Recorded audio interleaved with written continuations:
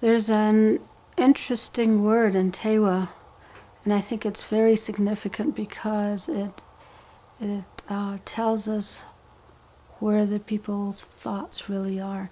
The word is nang, and nang translates as earth, dirt, but nang used in another context is also people, us, the people. So the word nang is synonymous for both us and the stuff of the earth or the dirt itself. That immediately begins to give us a sense of the old Pueblo thinking that tells us that we and the earth are really the same thing, are really synonymous. And it goes back to the emergence and the old stories of the beginning, our beginnings, when we came out of the earth. We were given birth by the earth. We are one with the earth. We are children of the earth. It's really literally, in a way, also, in the thinking that the stuff that we're made of is the stuff of the earth itself. And so we are literally mud people in that sense. We are of the earth. The language tells us we're the same thing. I think one of the things that it did to me very early on, that idea of us being dirty people, because we didn't bathe very often when I was growing up in the late 30s, 40s in the Pueblo. Being clean as we know it, taking a shower 5 times a day, which I know some people do in this culture, was not the thing to do, because we weren't. In fact, when oftentimes when we had something sticky on our hands, we'd go outside and wash our hands in the dirt, and that was a way to get clean. And so that the whole notion of what does it mean to be dirt, have dirt on you, is a perfectly okay thing to have on you. I think that notion of dirtiness comes out of a very strange notion of seeing that the earth itself is not a place that one desires to be, that one doesn't want to be connected to the earth. And that's why I think that whole Christian notion of heaven arises, because then you move out of this place of dirt, out of this earthy place, into the light and into cleanliness and into beauty, and it's a directly oppositional way of thinking, because we were given birth by the earth. We come out of her, and we remain in her, really in connection with her through our whole lives. The way we work with the mud and the clay and really feeling that we are a part of it, and then thinking of ourselves as going back into it. We never came up with the notion of a heaven. In Tewa we say K'osa. And the K'osa are people who came up in the very beginning of time from the underworld, and they were some of the people who came up with the first people who traveled up from the worlds underneath into this level. K'osa are very important because they have a large view of things. They can see the larger picture. And the role that they usually play in Pueblo society is that they remind us that there's always another side to the particular situation that you're in, or the particular view of something that you have, that there's always another point of view to experience. They are those images that Roxanne does are K'osas, and it makes so much sense that people weren't called artists in the old traditional world. Creative people weren't called artists. Everybody was expected to be a creative person. There wasn't a special person who had the title of being an artist and then therefore could have all this license to do things that the artists in the Western world can do. That license, though, in the Western world to do art and to be this creative person who reminds other people that there are other points of views to be considered. Roxanne is a contemporary artist, and it makes a lot of sense for her to be using that figure, which is I think in the West, from the Western point of view, artists are people who have ideally a large view of things. Roxanne was always very caught in the stuff of the earth. When she was probably 4 or 5 months old, we were going somewhere and I had dressed her up, and I was taking care of the other child, and Roxanne was supposed to be waiting for us. She went outside, and by the time we were all going out to pick her up so we could leave, we found her sitting outside in the dirt. She was eating dirt, and she was just she had it all over herself, and she was just happy as can be eating dirt. And that really seems like, it's still a very strong image. And from the time that she was 2-3 years old, I was working with clay. She was always there. She was always working with the clay, and it was there was never any need. And I think I was also operating out of that old Pueblo world, the way of teaching. There's not even a way of teaching. It's that you just make things possible for somebody else to experience them, so that I didn't feel like I ever taught her anything, but that I made things possible for her to experience, and she certainly took them on. Her other sisters did as well too. All of them were involved in clay making. Roxanne, though, stayed with it.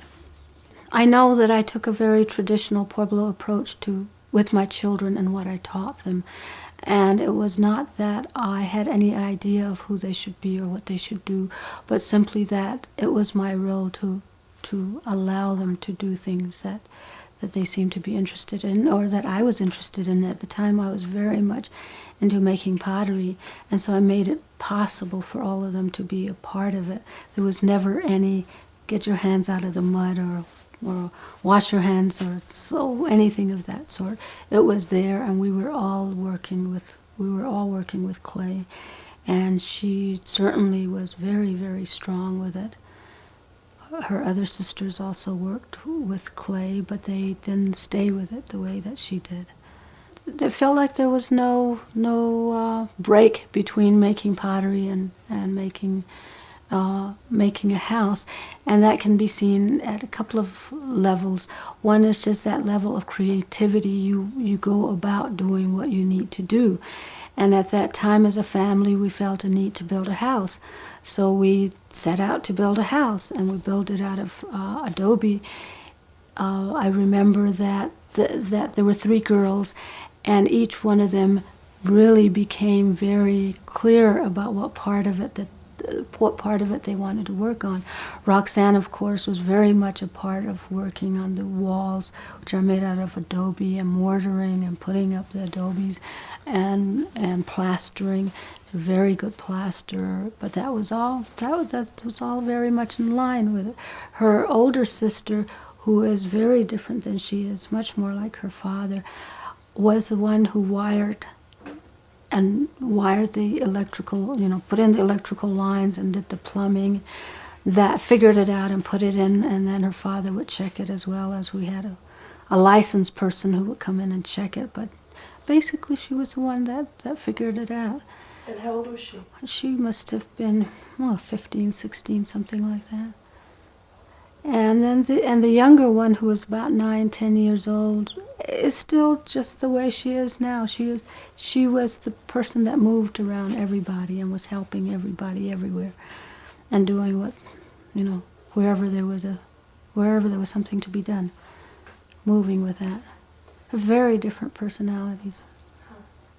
I have a hard time distinguishing between making pots and making houses. All of it runs together for me. Because as a child, we were always building a house somewhere. And somebody always was needing help putting up walls or plastering. We were always plastering houses. They'd usually dig a place in the ground somewhere, fill it up with water, and then the kids would get in it and mix it with their feet. And that, it's very much like working with clay, because in the traditional way of working with clay for pottery, you work it with your feet also, and so that things just move one into the other. The making of houses and the making of pots wasn't so distinct, because both were made of the same thing. But in terms of just pottery, very early on, I lived with my great-grandmother, and of course she was making pots, and it was about the time that the Fred Harvey buses would be coming to the Pueblo to start buying pottery.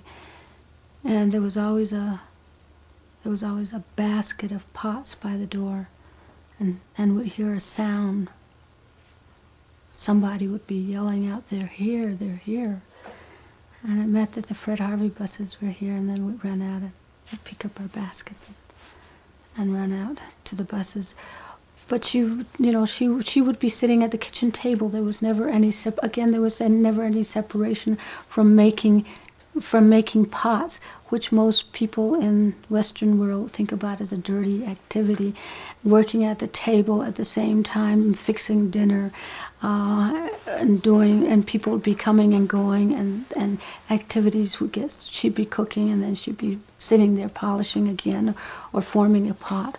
Those sorts of activities were not separate and distinct. And again, back to that idea that they don't, what is dirtiness? Because if you're not worried about eating dirt, eating clay, then it doesn't make too much difference that you separate them. And we did that with our houses. We tasted them, and there were clays from different places taste very different. And different people plaster with different sources of clay, and they all tasted differently. It's that notion that we're all a part, and they actually tasted good, yeah. That was usually done by more than one person at a time. It was usually a group activity. People would walk out early on to go to the clay pits and pick up the clay. Now, of course, we do it, and we do it in trucks, or usually in a truck, go for clay, that sort of thing. But it's still usually a group of people going to do it, not one person.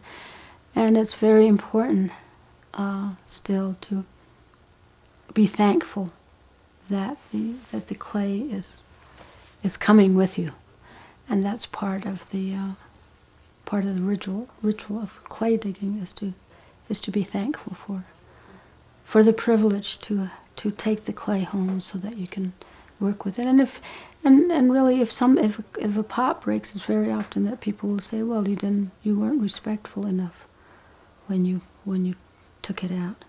You didn't thank it in the proper way." And again, it goes back to seeing that the earth, that the stuff of the earth is not very, very different than we are.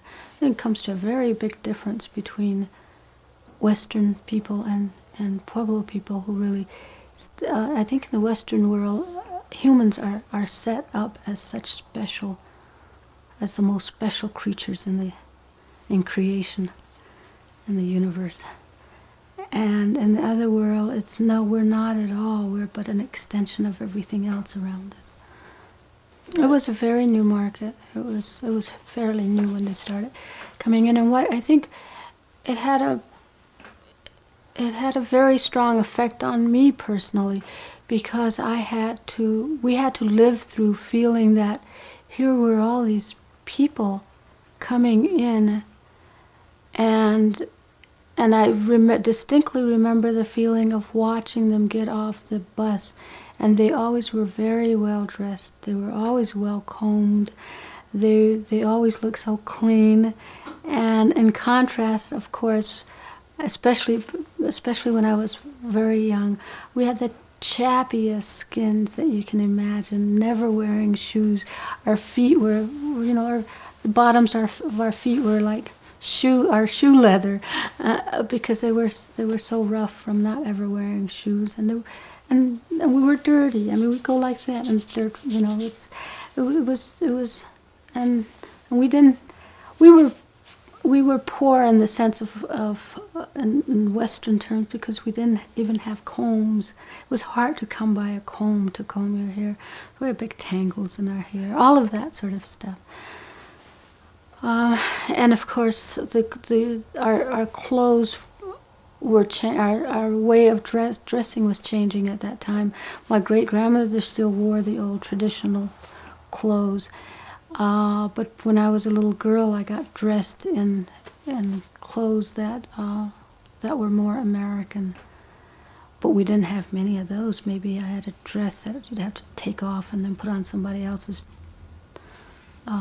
shirt or dress for a while your dress got washed. That sort of thing. So it was. But what was happening with the people who were coming in to buy with the Fred Harvey tour buses was that feeling that we weren't good enough, that we were very, very much less than they were. They were, and part of it, and of course those sorts of things always are coming up from inside of you, and what your parents are saying, what people are saying. It was by that time the people in those communities were wanting to be like the people who were on the buses, and they wanted to ride on the bus. They wanted to have the buses. They wanted the advantages of that world. And so it became very difficult not to see yourself as less than them for not having what they had or not being like they were. I feel that I know the Western world pretty well, and living with a non-Indian person, I have a good sense of who they are. I feel like there's so much missing in that world, because I think that there isn't an acknowledgement that the world within which we live, that the earth isn't real to Western people. It's not a real entity. It's just something that one uses in order to get through life or to get what one wants. But it's not a real thing where that one has to acknowledge or come to terms with in any real sense at all. And I think that makes the Western world very illusionary in a way. And I think there are times when I get very, very sad, and I think the sadness comes from wanting again to be in a place where I can really feel the realness again, feel the realness of this place that I exist in, and not just pretend that I'm acknowledging it, but not really acknowledging it. I think it means on a daily basis to actually feel that one is really a part of the earth and sky in a very intimate way. Or what I yearn for is really to feel that connection to the land and to the sky and to the mountains and to the rocks in no uncertain terms, so that I am aware of them every single moment of my life on a daily basis, so that I think what we do, and even this house that we sit in, even though we built it and all, and it's got dirt floors, and I've pulled rocks into the house, and I can see the bushes out there and see the squirrels and birds under there, it still is a separation from that. And I think what I yearn for now as I get older is really a much more simple kind of structure that really makes me much more connected to and it's not even a specific place as much as it is connected to the earth and to the sky and to the rocks and to the grass under my feet. I think what that would give me would be a sense of fullness, of wholeness, of knowing that maybe as I get older, I also am beginning to start thinking about what happens after my breath here leaves me, which is that when it's really returning back into the earth again, and that's a very, very comforting feeling, and you know, in that old Pueblo thinking, it's when things die, they do go back into the earth in a literal way. We don't go to heaven. We stay right here, and we become the earth. We become that nung, that dirt again. We come out of it, and then we move back into it again. There's no fear of death? I think that I certainly don't have it, or when I keep checking myself inside, all around, saying, what doesn't, because my husband's very scared of dying. And I keep thinking, well, where is that coming from? How do I feel that inside of myself? And I keep thinking, oh gosh, I can't imagine anything more beautiful than to go back into that stuff that I yearn to be connected with. And I think also not just in a physical way where you're making clay, very much like, working with the clay the way your ancestors did, but with that notion that you're working with this very incredible stuff that gives form to all of life. That is the stuff that everything grows out of and is a part of. You're working with something really incredible. I think the directions are really connected to the sun and again to the earth again because of that relationship between sun and earth. The sun comes up in the east every morning and then goes down, and it has a very clear pattern of the way it works, and that relationship between the earth and the north being that cold spot, the south being the warm, hot place. But all of that, what that does is that gives a sense of containment. We're always about looking for containment, and the directions really give the parameters of one's place, as it were. And in any Pueblo community, you're always aware of where the sun. People are always aware, and it's again that thing of being aware of what goes on around you, so that you are really literally right here. Your eyes aren't off and searching for some big idea or searching for heaven or searching for some other thing, but that your focus is absolutely right here, and the directions. The up and down, north, east, south, west, all are things that contain you and keep you focused right here.